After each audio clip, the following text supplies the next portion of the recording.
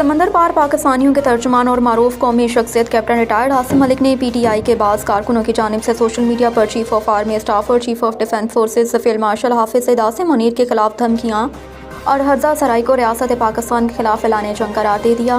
Captain retired Asim Malik का कहना है कि यह महज सियासी इख्तलाफ नहीं बल्कि खुली बगावत, गद्दारी और दुश्मन के एजेंडे पर अमल है। उन्होंने वाज़िया किया कि पाक फ़ौज ख़ुसूसन उसकी अजीम सिपा सलारों के खिलाफ कत्ल की धमकियाँ और गलीज़ ज़ुबान किसी सियासी जमात की नहीं बल्कि दहशतगर्द ज़हनीत रखने वाले अनासर की पहचान है। उन्होंने कहा कि जो लोग सोशल मीडिया पर आर्मी चीफ को निशाना बना रहे हैं वो दरअसल पाकिस्तान की नज़रियाती जोग्राफियाई सरहदों पर हमलावर हैं। तहरीक इंसाफ के बाज़ कारकुन तमाम हदें पार कर चुके और अब खुली फ़ौज दुश्मनी पर उतर आए हैं। कैप्टन रिटायर्ड आसिम मलिक ने हुकूमत और अस्करी क़यादत से मुतालिबा किया कि PTI के तमाम सोशल मीडिया प्लेटफार्म्स फौरी बंद किए जाएँ, बैरून मुल्क बैठकर नफरत फैलाने वालों को इंटरपोल के जरिए गिरफ्तार किया जाए और आयन आर्मी के एक्ट और इंसदाद दहशतगर्दी कवानीन के तहत सख्त कार्रवाई की जाए। दो टोटल अल्फाज में कहा कि पाक फ़ौज कौम की रेड लाइन है और इसके सरबराह के खिलाफ किसी भी किस्म की धमकी नाकाबिले बर्दाश्त है।